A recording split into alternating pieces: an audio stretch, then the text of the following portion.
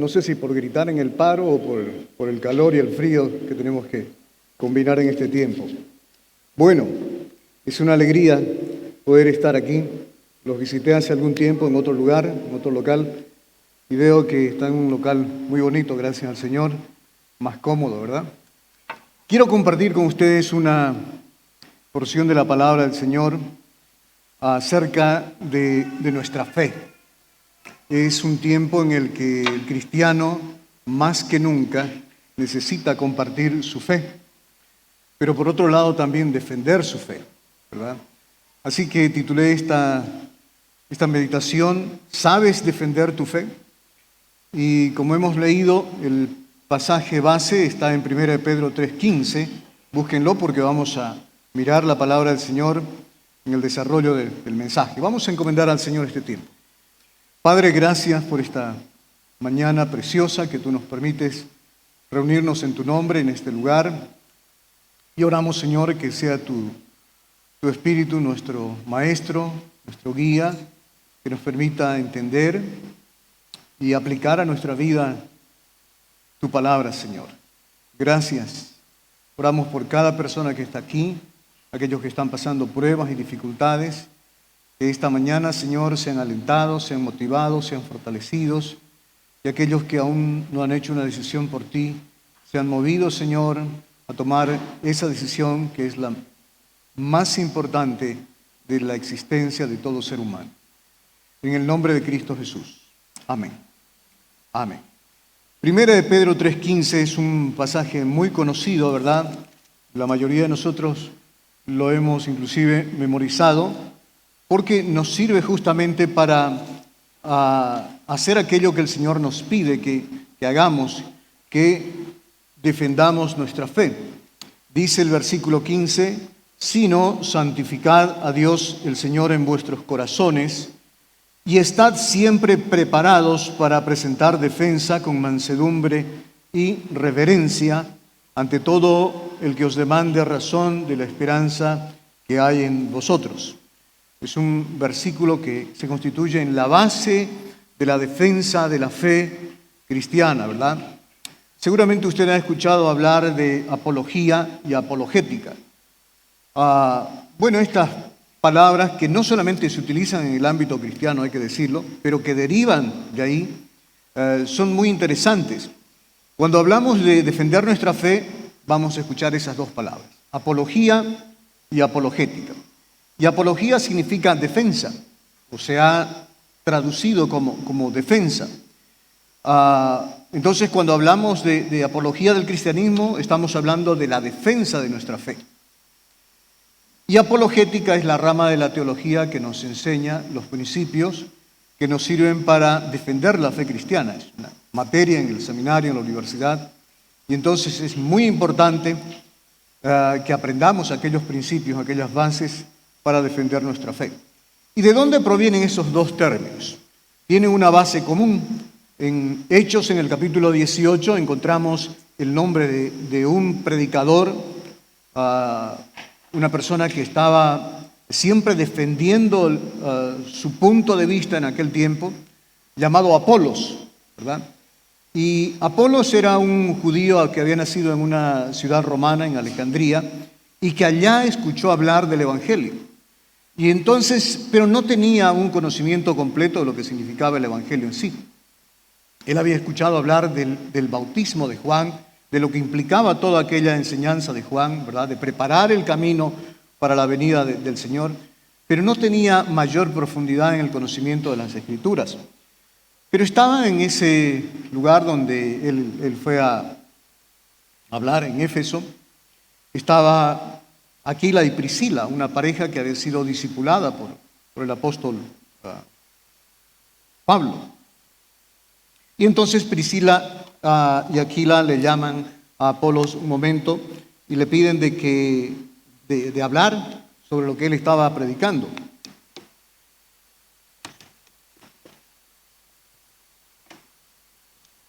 Y ahí le comparten mucho más correctamente lo que era realmente el Evangelio. Y con eso, Apolos, que era un excelente orador, entonces puede defender su fe. ¿verdad? Y posteriormente vemos a él como un fervoroso, como un diligente y muy esforzado defensor de la fe cristiana.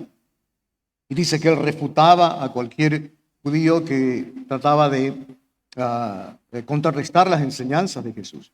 Y lo hacía de una manera excelente.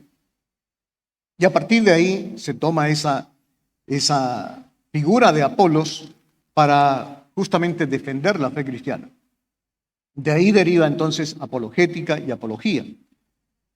Muy interesante porque el hombre que tenía talentos naturales utilizó aquello para la vida cristiana, así como cada uno de nosotros podemos hacerlo, ¿verdad? Entonces, defender la fe o hacer apología de la fe cristiana deriva de ese nombre, de ese hombre, Apolos, ¿verdad? Ahora, seguramente usted ha estado en una situación en que algunas personas hablan mal de su fe. Se ha encontrado en el trabajo, viajando, tal vez. Una de las cosas que generalmente hago cuando tengo que viajar en avión es buscar una charla con la persona que va a mi lado y compartirle de la fe, porque quién sabe es nuestro último viaje, ¿verdad? Así que siempre pienso así. Entonces digo, bueno, si nos morimos, si nos caemos por ahí, bueno, por lo menos ya he compartido mi fe con esta persona. Y uno encuentra muchas veces personas receptivas y personas que también se oponen a la fe. Hace unos días estuve de viaje, un viaje bien largo, y entonces empecé a hablar con un joven que estaba a mi lado, era un joven dominicano, y empecé a compartirle de mi fe. Y bueno, gracias al Señor, era una persona que había conocido al Señor en niño, pero estaba muy apartado de la fe. Y sirvió aquello para compartirle acerca de mi vida cristiana. Tengo más de 30 años en los caminos del Señor, y entonces pude compartir y pude ver con alegría cómo ese joven retomaba aquellas enseñanzas. Entonces, hermanos, compartir nuestra fe debemos hacerlo en todo tiempo. Y si hay oposición, obviamente que tengamos los suficientes conocimientos, pero sobre todo los argumentos para poder defender y compartir la fe que el Señor nos ha dado, ¿verdad? En el pasaje que hemos leído, que es parte obviamente de la carta, de la primera carta del apóstol Pedro, en los capítulos precedentes se nos habla del comportamiento que deben tener los cristianos.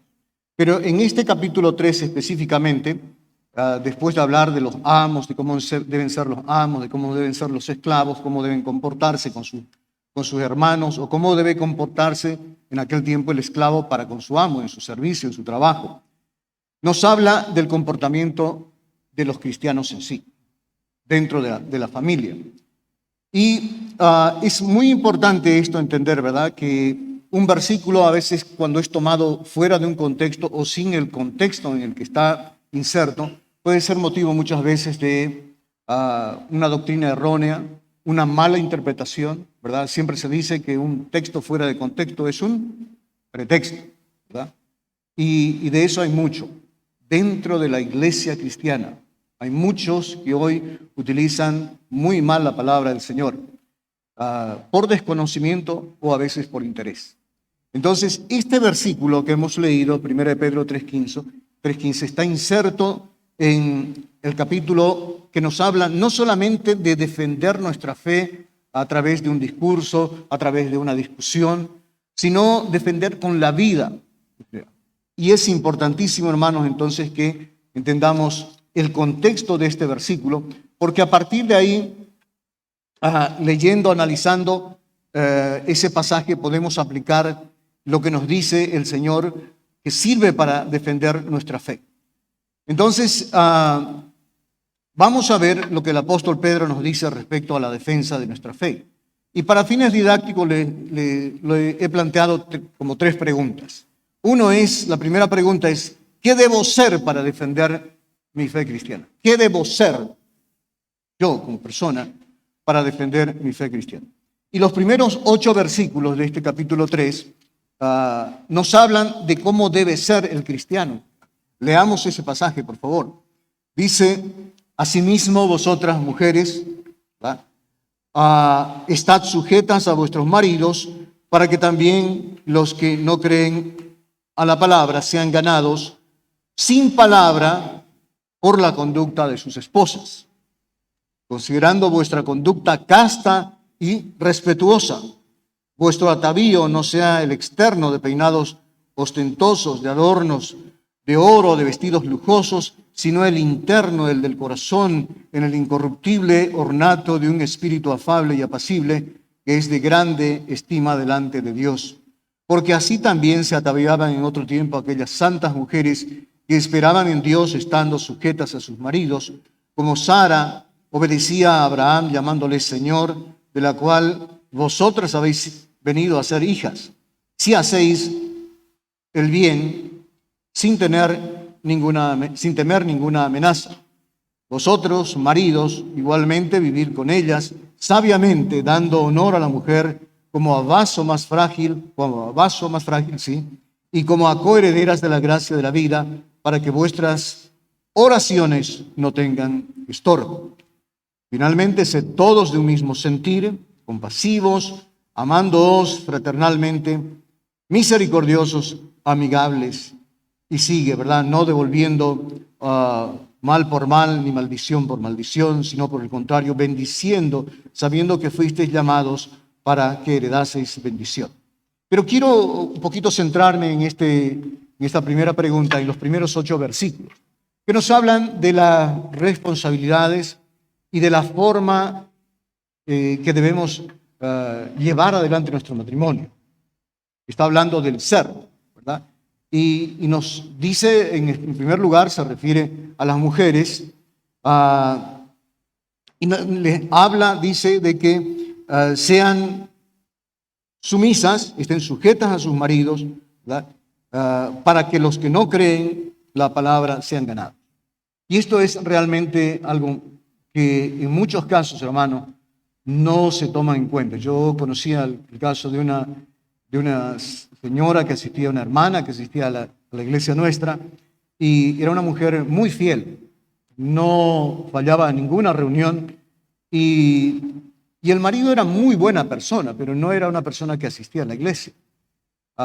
Y un día, hablando con él, tratando de acercarlo a la iglesia, conversé y le digo, mira, tienes una esposa tan entregada al Señor, tan fiel, tan respetuosa, y qué bueno sería que tus hijos también vean que tú, como cabeza de la familia, eres una persona también que sigue al Señor, porque tú conoces, ¿verdad? Sí, me dijo, pero lo que tú conoces de mi esposa lo conoces allá en la iglesia, no lo conoces en mi casa. Y bueno, eso fue un golpe muy duro, ¿verdad? Y empezó a contarme algunas cosas. Y la verdad es que yo me sentí muy mal. Yo no sé cómo se sintió la esposa, pero yo me sentí muy mal. El ver 2 comportamientos absolutamente contradictorios, según lo que él me contó. Entonces, hermano, la palabra del Señor nos dice que seamos coherentes, que seamos lo mismo delante del Señor y delante de nuestra familia, delante de la esposa y delante de nuestros hijos. Que nuestros hijos no nos vean decir una cosa en la iglesia y seamos otra cosa en la casa. Y qué interesante, ¿verdad?, que nos dice aquí la palabra del Señor: estad sujetas a vuestros maridos. Cuando habla de sujeción, está hablando de estar bajo autoridad. Y generalmente los maridos agarramos ese versículo, ¿verdad? Pero la palabra del Señor nos dice de que nosotros, cada uno de los varones, debemos también estar sujetos a autoridad. Y la autoridad del Padre, la autoridad de Cristo.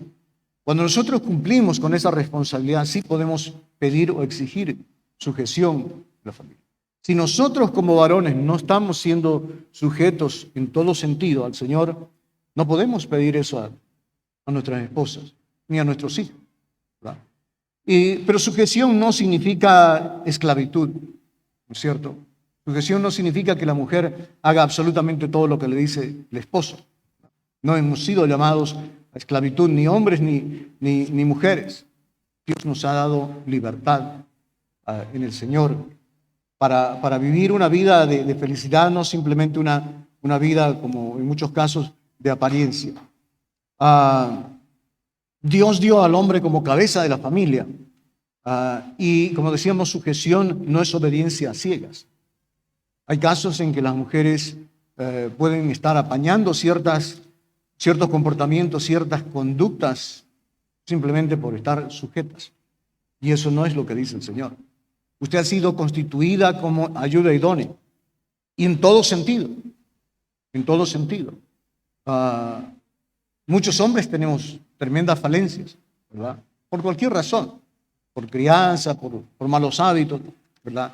Y la mujer también debe ser complemento ahí. Debe ser ayuda idónea. Debe señalar los errores del esposo. De manera que el mismo esposo pueda decir, qué bueno que el Señor me ha dado una esposa de este tipo. Una mujer que no solamente está para amarme con todos mis defectos, sino que me los señala. Me ayuda a corregirlos. Me ayuda a ser mejor. El matrimonio es básicamente eso, hermano.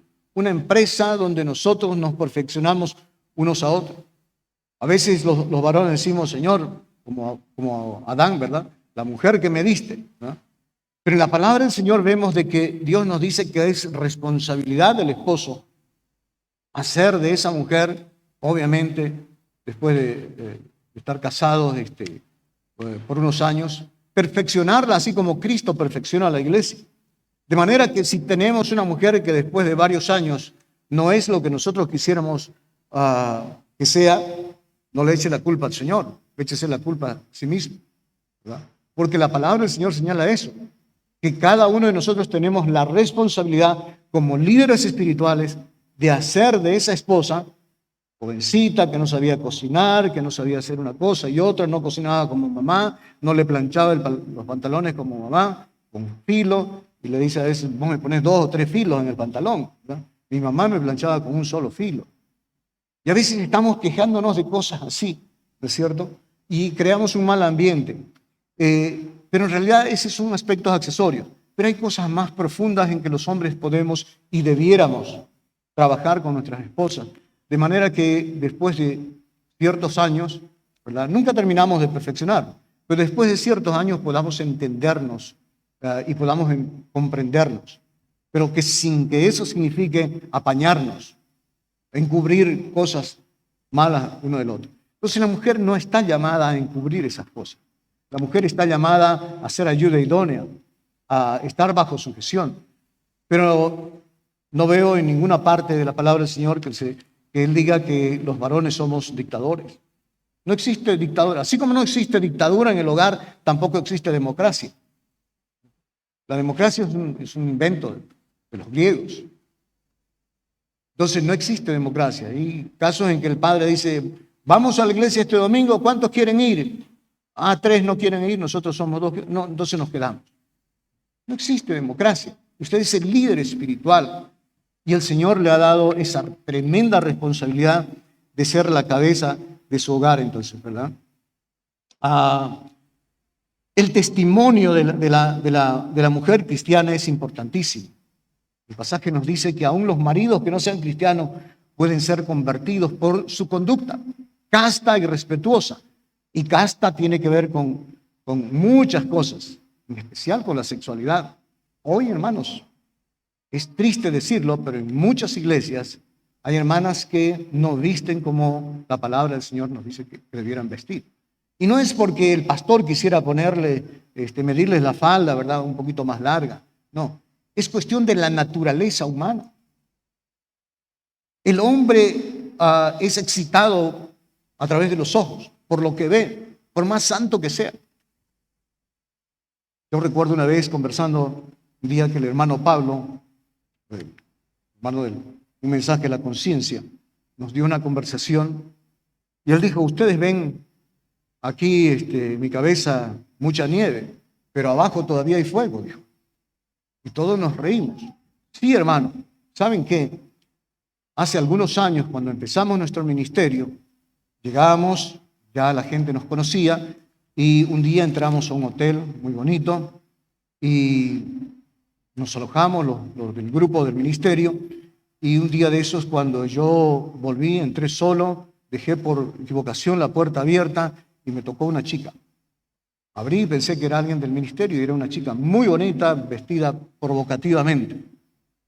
y me dijo que quería entrar. Y yo le dije que no iba a entrar. Y entonces conversamos, hablamos, el Señor era una chica muy necesitada de Dios. Pero sabe, desde entonces, dice él, adoptamos una política dentro del ministerio. Nadie duerme solo, nadie duerme en un solo dormitorio. Siempre agarramos habitaciones para 2 personas. Esa ha sido la manera de protegernos durante toda nuestra vida. Y sabe, hermanos, necesitamos muchas veces protegernos unos a otros. Pero ahí las mujeres tienen también dentro de la congregación una tremenda responsabilidad. Una tremenda responsabilidad. Por eso es que la palabra del Señor nos dice, nos habla acerca del vestido. No necesitan ponerse como los árabes, ¿verdad? ¿Qué se llama? ¿Burka? Algo así, ¿verdad? No necesitan venir con eso. Pero la palabra del Señor nos dice que sean cuidadosos en eso. Por esa naturaleza que el hombre tiene, aunque sea cristiano. ¿Verdad? Entonces, y obviamente también nosotros tenemos en ese sentido nuestra tremenda responsabilidad. Los versículos 3 y 4 dicen que la mujer debe ser bella por dentro. Todo lo externo desaparece cuando una persona no ha cultivado la belleza interior. Dice que sean bonitas por dentro, ¿no? Y nos habla de un espíritu afable. Y afable tiene el sentido de serena, una mujer paciente, equitativa, justa, moderada, no exagerada para nada. Y apacible, es decir, pacífica, de trato agradable, no una alborotadora. Eso nos dice el apóstol Pedro de que debe ser una mujer. Y en el versículo 7 habla de cómo debemos ser los esposos, pero bueno, eso vamos a verlo la próxima vez que me inviten. No, vamos a verlo hoy, ¿no? Siguiendo con lo que decíamos. La exhortación para nosotros es que vivamos como personas sabias. La palabra del Señor en Proverbios 1:7 dice, el principio de la sabiduría es el temor de Dios, ¿verdad? El temor de Dios. Los insensatos desprecian la sabiduría y la enseñanza, dice la palabra del Señor.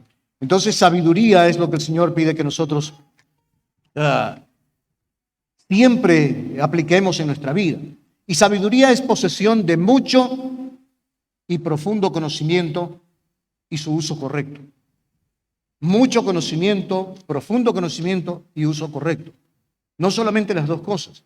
Hay personas que saben mucho, hay personas que conocen mucho. Aún de la palabra del Señor.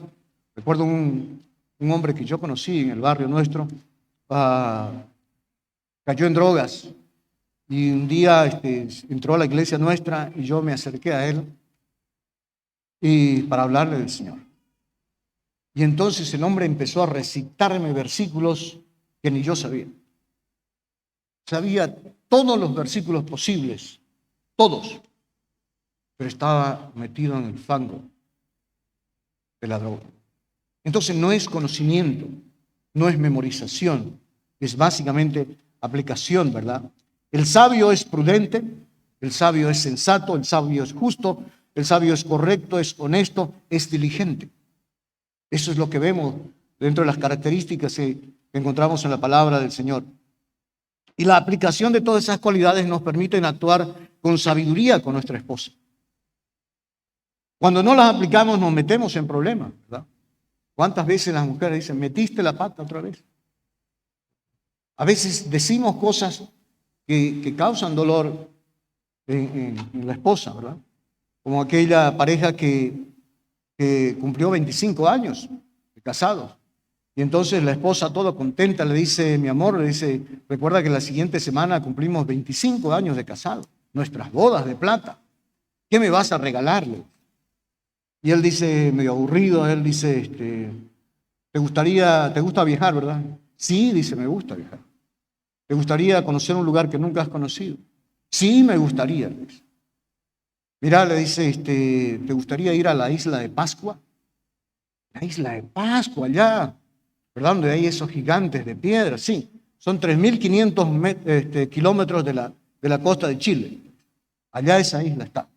¡Wow! Debe ser maravilloso, dice, ¿no?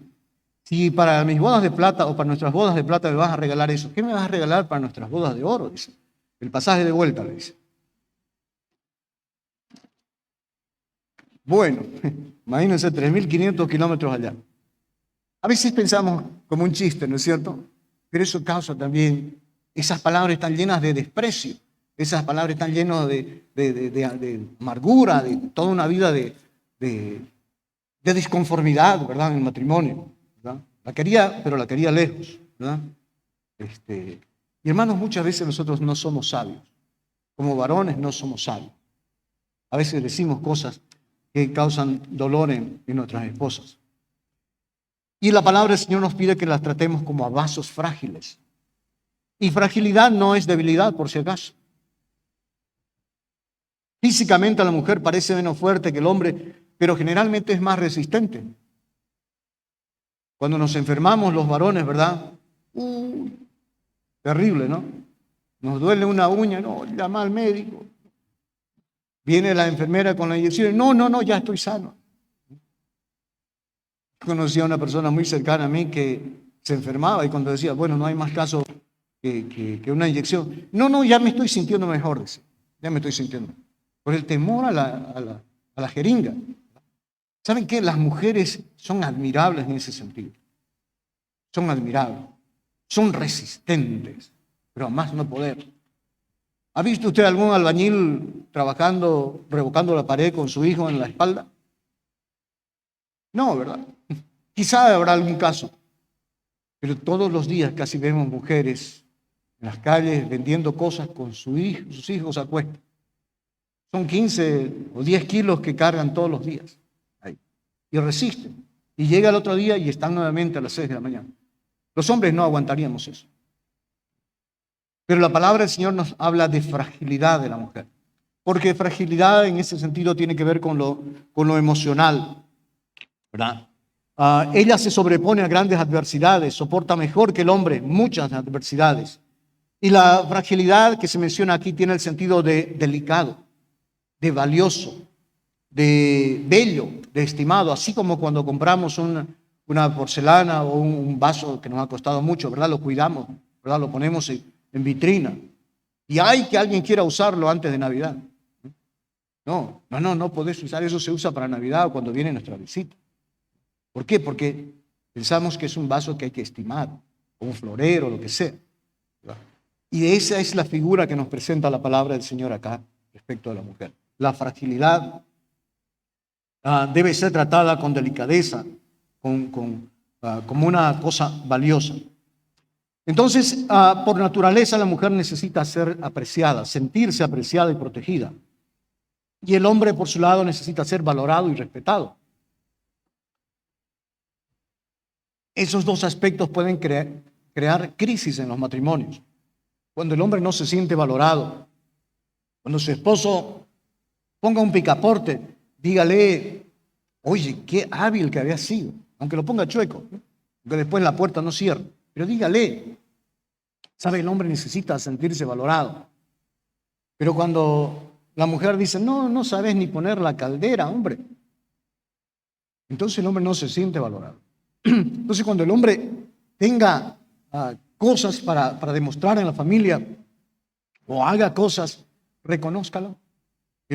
Los hombres necesitamos ser reconocidos por pequeñas y grandes cosas que hagamos. Y la mujer necesita ser cuidada en ese sentido. Entonces, como vemos, este pasaje nos habla de cómo debemos ser como cristianos en el matrimonio. No quiero andar más, porque la idea es esta. Es que nosotros mostremos lo que somos dentro del matrimonio. Y esa es una forma, hermanos, hermanas, de defender nuestra fe. Hay gente hoy que está mirándonos a los cristianos. Los vecinos, los familiares nuestros, están mirando cómo nos comportamos, ¿verdad? Para luego aceptar por ahí alguna invitación. ¿Podremos defender nuestra fe cristiana si no tratamos a nuestro cónyuge tal y como dice la palabra del Señor? ¿Será que usted se anima a invitar a un matrimonio a la iglesia cuando sabe que su matrimonio no está funcionando bien? Cuando hay tantas divergencias. Cuando por caprichos personales usted está haciendo de que el matrimonio se deteriore. Defender nuestra fe implica eso. No solamente hablar, sino mostrar, ser básicamente lo que el Señor nos pide que hagamos. Francisco de Asís, un clérigo católico, decía: prediquen el evangelio todo el tiempo y solo cuando sea necesario usen palabras. Qué profundo, ¿verdad? Prediquen el evangelio todo el tiempo y solo cuando sea necesario usen palabras. Su conducta, su respeto, su compasión, su veracidad, su honradez pueden ser el único sermón que algunas personas quieren escuchar hoy. Hay gente que no quiere escuchar. Cuando usted le habla de evangélicos, un tiempo me metieron en un grupo de WhatsApp de mis compañeros de colegio y empecé a enviarles mensajes, esos cortos que algunos de ustedes reciben. Y cuando le hablé del Señor, me dijo: mira, yo no quiero escuchar hablar de los evangélicos. Porque, ¿sabes qué? Después de estar asistiendo 2, 3 semanas a una iglesia, se me acercó uno de los líderes y me dijo: y hermano, ¿usted cuánto gana? ¿Y dónde trabaja? Y yo le dije: ¿y por qué necesita esos datos? Es que necesitamos que todos estén registrados para el diezmo. ¿Saben? Nunca más volví ahí. Nunca más volví a la iglesia. Estaban más interesados en mí, lo que yo ganaba, que en mí. No me preguntaron cómo estaba yo, cómo estaba mi familia, si yo me había entregado al Señor. Me preguntaron sobre cuánto ganaba. No, hermano, hoy no es fácil hablar del Señor así tan abiertamente, porque hay gente que ha curado a los no cristianos sobre el Evangelio, lastimosamente. La segunda pregunta que tengo acá es: ¿qué debo hacer para defender mi fe cristiana? La primera era: ¿qué debo ser? Y esta es: ¿qué debo hacer?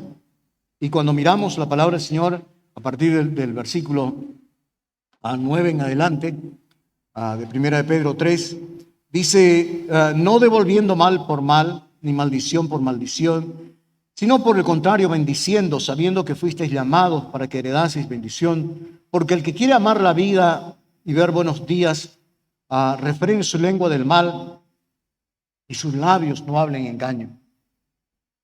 Apártese del mal y haga el bien, busque la paz y sígala, porque los ojos del Señor están sobre los justos y los oídos atentos a sus oraciones, pero el rostro del Señor está contra aquellos que hacen el mal. ¿Y quién es aquel que os podrá hacer daño si vosotros seguís el bien? Nos está hablando de comportamiento, de lo que hacemos o de lo que no hacemos, ¿verdad? Son cualidades que debemos cultivar cada uno de nosotros. ¿Qué soy en casa? ¿Qué soy en el trabajo? ¿Qué soy como jefe? ¿Qué soy como empleado? Debiéramos cuestionarnos, ¿verdad?, sobre la lista de lo que vemos acá en la palabra del Señor. Son metas de actitudes. ¿Cómo es mi actitud en mi casa, en mi vecindario, en el trabajo? Son metas emocionales, son metas de comportamiento que debiéramos tener, metas de acciones que debemos realizar para agradar a Dios. Todo esto es una lista de lo que debiéramos buscar llegar a hacer para agradar al Señor. Si lo hacemos, vamos a tener gran ventaja para defender nuestra fe, pues ese tipo de transformaciones, de ser un gritón, un maldiciente, un deshonrado, un mentiroso, de repente la gente nos ve transformados y dice: pero este no era el borracho que paraba cada fin de semana allá en la esquina. ¿Cómo es que ahora anda bien cambiado y va a su iglesia con su Biblia? Pero no solamente de forma, ¿verdad?, sino de fondo. Que la gente vea que si engañábamos antes, si mentíamos antes, si éramos abusivos en la casa, pues ya no lo somos, que hemos cambiado.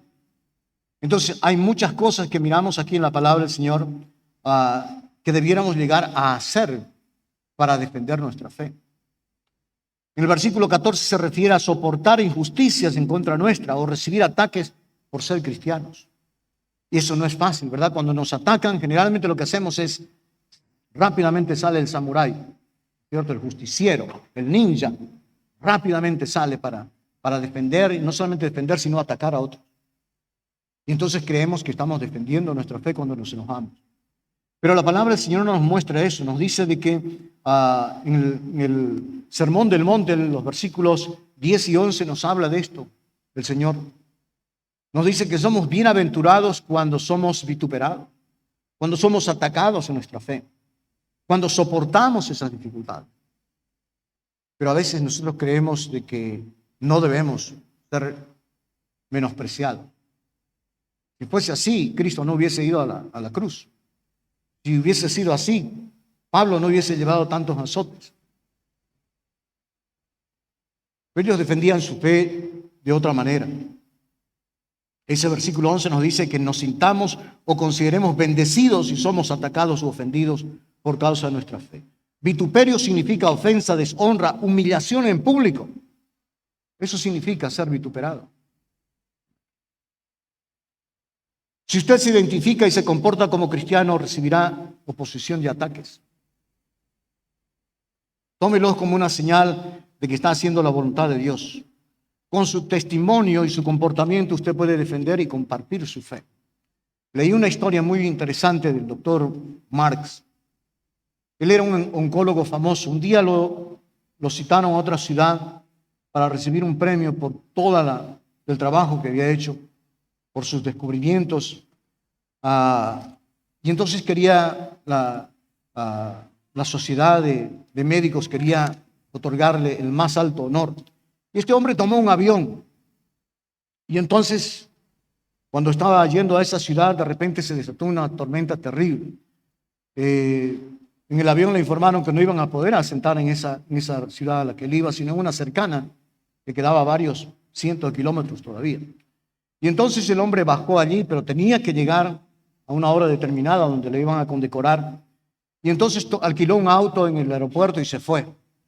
Pero la tormenta echó a perder el navegador, el aparato para ubicarse en el camino, y él se perdió. Tomó unos caminos que no debería, y cuando había avanzado mucho y no llegaba a ninguna parte, dijo, allá hay una casita y voy a acercarme a esa casita. En medio de la nada.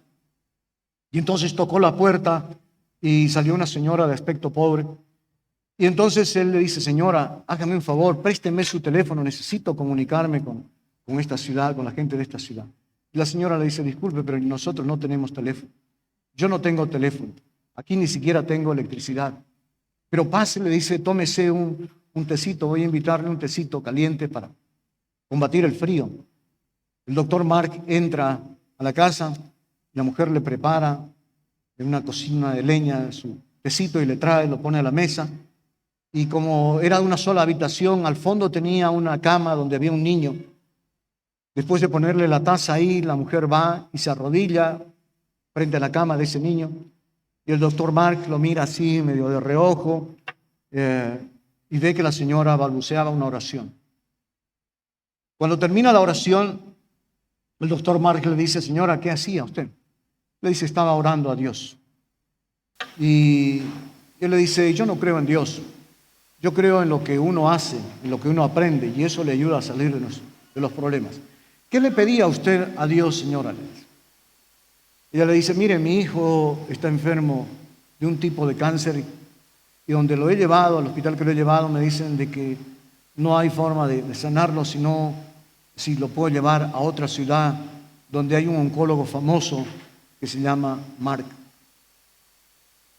El hombre lo mira a la señora y le dice, ¿usted necesita tratamiento para su hijo? Y ella dice, sí, pero no tengo dinero para poder llevarlo. Y él dice, mucho gusto, yo soy el doctor Mark. A veces no entendemos los caminos de Dios. ¿Por qué el avión tuvo que parar en otra ciudad? ¿Por qué la tormenta echó a perder el navegador? ¿Por qué ese hombre se perdió en ese lugar? Y llegó justo al lugar donde necesitaba. Yo no sé si el doctor Mark se convirtió. Pero si es inteligente, ese hombre pudo entender por qué Dios había hecho tantas cosas para ver a esa mujer hincada allí, pidiéndole a Dios que envíe un tratamiento, que sane o que envíe un tratamiento para su hijo. A veces con nuestras actitudes, con lo que hacemos como cristianos, podemos comunicar nuestra fe más que hacerlo en un púlpito, en un coliseo, en un estadio, hermanos. Es lo que hacemos básicamente como cristianos. Yo no sé qué pasó después, ahí terminó esa historia, pero a mí me deja una profunda enseñanza. ¿Cómo es que el Señor permitió que ese hombre que iba a ser condecorado de repente se encuentre con esa mujer y ese niño necesitado? Hay cosas que no entendemos, pero que solamente el Señor puede hacer. Pero es cómo le servimos al Señor, cómo compartimos nuestra fe de una manera sencilla. La tercera pregunta que debemos contestar es: ¿qué debo saber para defender mi fe cristiana? El versículo 15 que lo hemos leído dice que antes de presentar defensa de nuestra fe debemos santificar a Dios como Señor. Antes de presentar defensa, fíjense ustedes, sino santificaos a Dios, santificaos a Dios. No solo debemos hacerlo en público, sino también en nuestra vida privada. En mayo del 2020 murió uno de los más notables apologetas de nuestros tiempos. Estoy seguro que muchos de ustedes han leído sus libros, del doctor Ravi Zacharias. Se cree que el hombre era uno de los hombres más preparados para defender la fe cristiana. De hecho, él escribió como más de 50 libros sobre apologética. Tenía una maestría en divinidades, recibió premios importantes por sus libros, era un referente, un líder en la defensa de la fe cristiana. Era una gran personalidad, muy reconocida en el ámbito cristiano y fuera de él también, muy respetado. Y por su constante actividad dice que el doctor Zacharias acostumbraba a asistir a los servicios de un spa, un lugar donde le dan baños y masajes relajantes. El año 2017 una mujer joven lo denunció por acoso sexual. El doctor Zacharias se defendió públicamente en los medios de comunicación diciendo que todo era mentira, que lo que buscaba esa mujer era acusarlo para obtener beneficios o recompensas económicas. Y ahí quedó el caso sepultado. Pero en 2020, cuando empieza la pandemia, nuevamente hubo acusaciones de la misma índole sobre esa persona, sobre el doctor Zacharias. Y esta vez todo fue comprobado, lastimosamente. Era un erudito en las Escrituras y un brillante defensor del cristianismo, pero su comportamiento en privado era contrario a los principios de nuestra fe. ¡Qué decepción! ¡Qué tristeza, hermanos, para tanta gente que leímos sus libros! ¡Qué triste ver a alguien que quizá uno puso en un pedestal, este está en otro nivel! A veces decimos eso, ¿verdad? Y ver que todo estaba hecho con pies de barro. Y ese hombre murió en el 2020. Muchos libros fueron retirados de las librerías. Sus textos fueron sacados de los seminarios de las universidades. ¿Qué puede suceder cuando abrimos la oportunidad y nos exponemos a la tentación y tratamos de resistirla? Hay veces que creemos, ¿verdad?, que tenemos suficientes años o suficientes conocimientos como para enfrentarnos a cualquier tentación y resistirla, cuando la palabra del Señor nos dice de que ante una tentación huyamos. No encontramos en la palabra del Señor algo que nos diga, tú eres fuerte. No, huye de la tentación, dice Pablo. Huye, porque sabe que no vamos a poder resistir. Solo el Señor pudo resistir, ¿verdad? Y algunos otros en la Biblia. Pero la palabra del Señor nos dice que huyamos, que enfrentemos al diablo, pero que huyamos de las tentaciones. ¿Es cierto? ¿Y qué sucede cuando hay un fracaso, una caída espiritual estrepitosa? Vergüenza para la familia, vergüenza para la iglesia. Qué triste, qué triste. Descrédito para los cristianos y desánimo a quienes se hacen de hombres falibles sus ídolos. Entonces, antes de pretender defender nuestra fe con palabras, primero debemos santificar a Dios en nuestros corazones.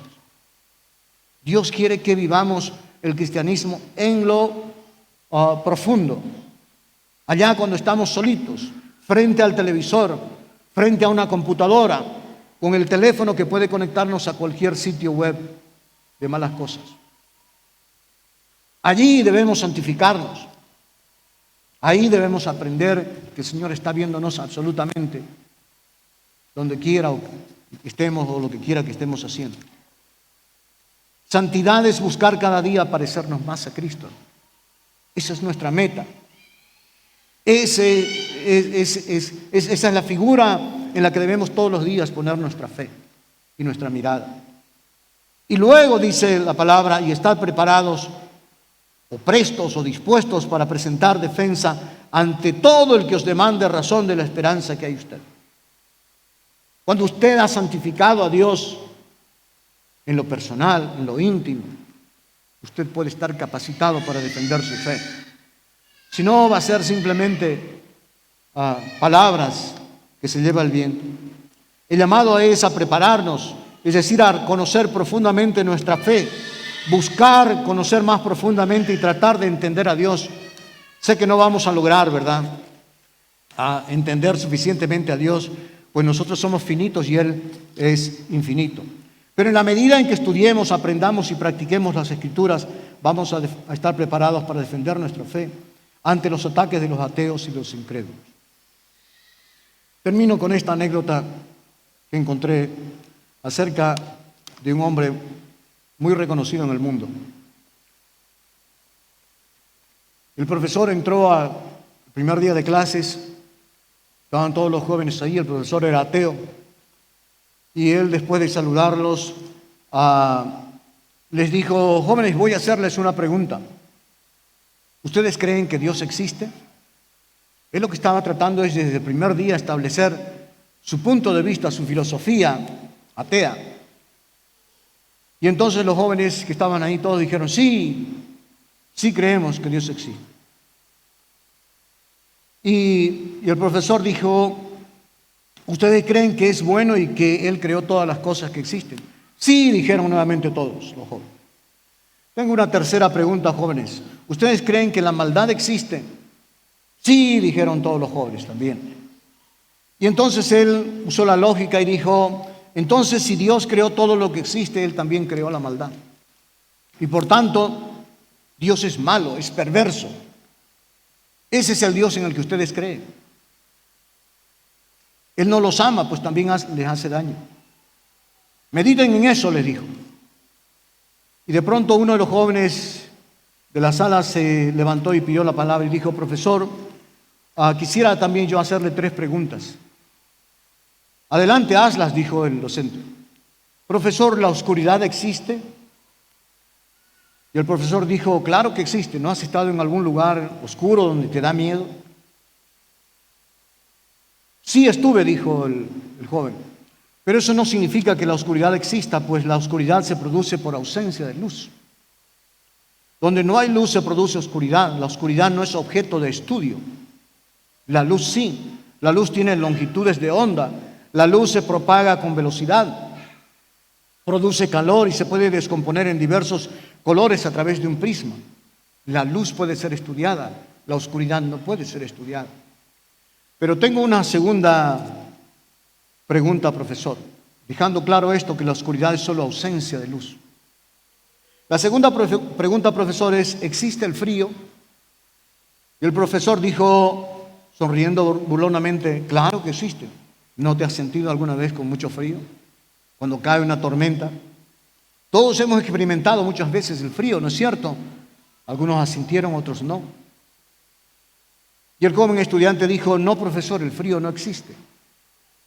El frío no tiene propiedades en sí mismo, por lo cual tampoco es objeto de estudio. Mientras haya calor o generemos calor, o generemos menos calor, sentiremos mayor frío. En la ciencia de la química, el cero absoluto es ausencia absoluta de calor. Y entonces le dijo: el frío, profesor, no existe. El frío es simplemente ausencia de calor. Y tengo una tercera pregunta, profesor. ¿El mal existe?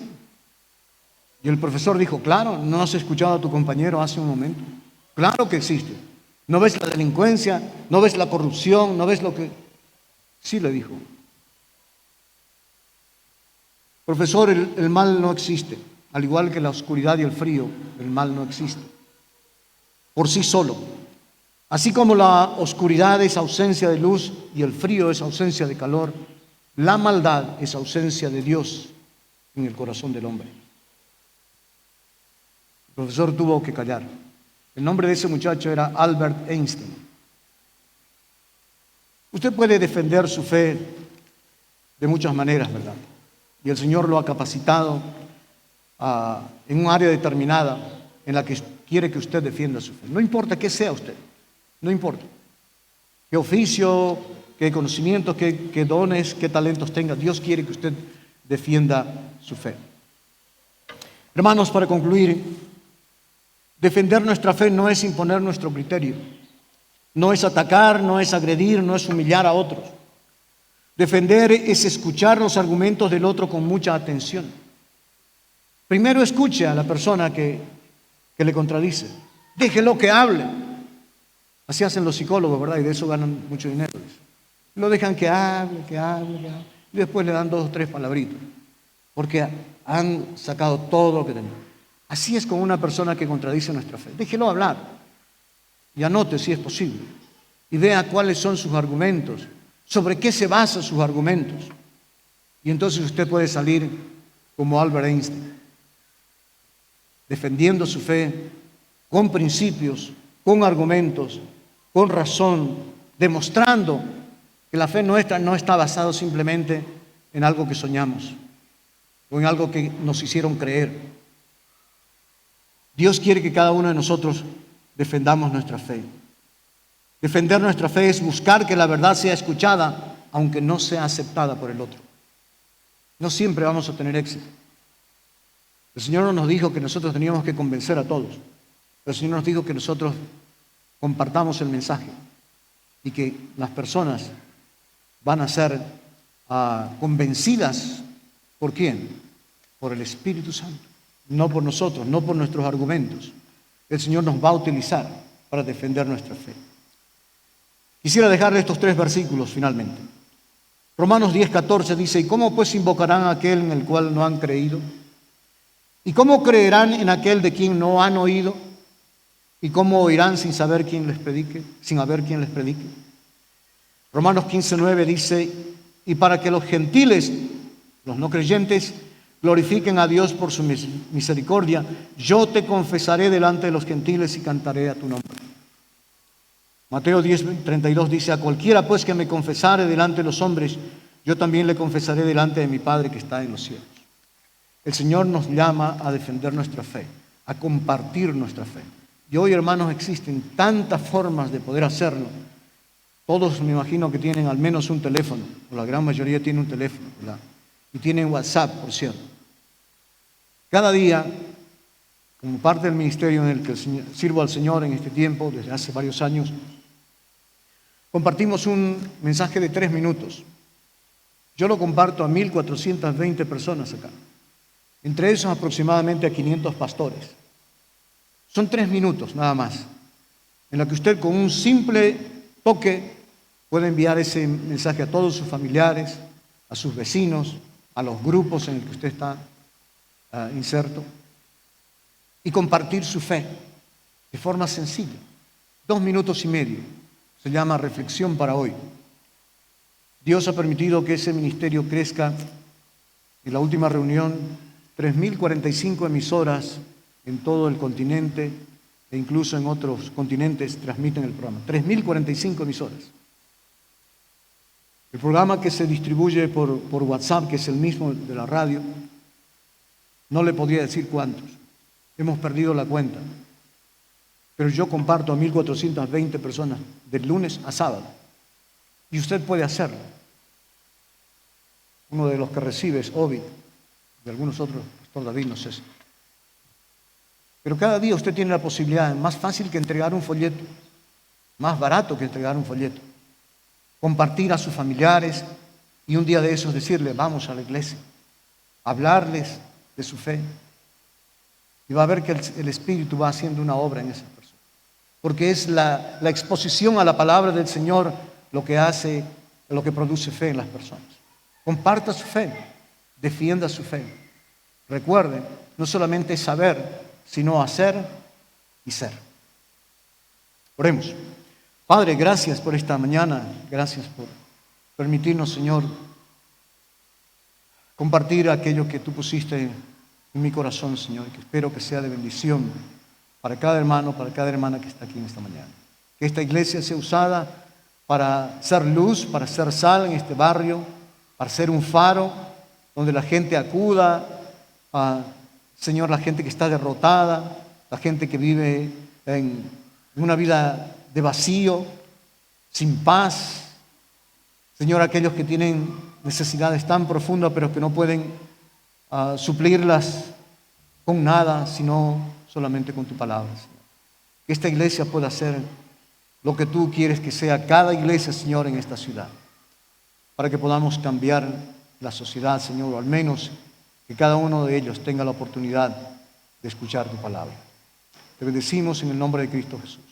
Amén.